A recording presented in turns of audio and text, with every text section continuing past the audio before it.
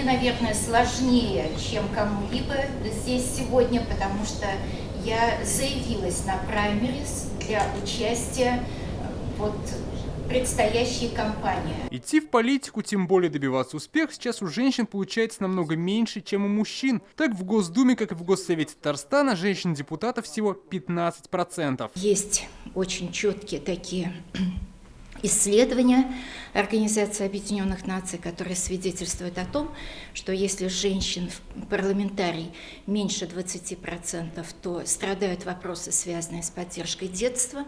Если меньше 30%, то это идет в ущерб вопросов, связанных с поддержкой женщин. Отсюда в стане экспертов возник резонный вопрос: а что если законодательно уравнять состав женщин и мужчин или хотя бы ввести обязательную квоту для дам? Большинство консалтинговых компаний, которые исследуют эффективность, они говорят, что когда существует разнообразие, не только даже в гендерном признаке, разнообразие по национальности, такие компании значительно эффективнее, и акции таких компаний растут больше. В ряде стран, например, в Мексике, идею квотирования уже реализовали, но, как отмечают, это натолкнулось на проблему кадров. В Мексике они столкнулись с тем, что они оказались заложниками этой идеи, и им пришлось набирать в парламент бог знает кого, всех желающих и нежелающих, и женщин просто банально не хватило.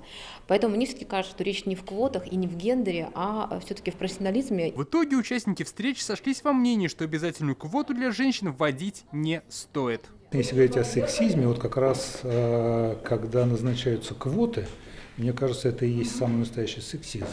Когда заранее назначают, кто-то назначает, какое количество, какого гендера должно быть депутатов в парламенте. Речь не должна идти о квотировании. Это тепличные условия. Женщины к ним не привыкли, нам они не нужны.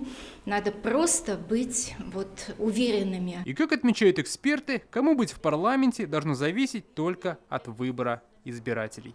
Дмитрий Арин, Адель Мендубаев, ТНВ, Казань. Закажи рекламу на ТНВ. Телефон в Казани 5 705 100.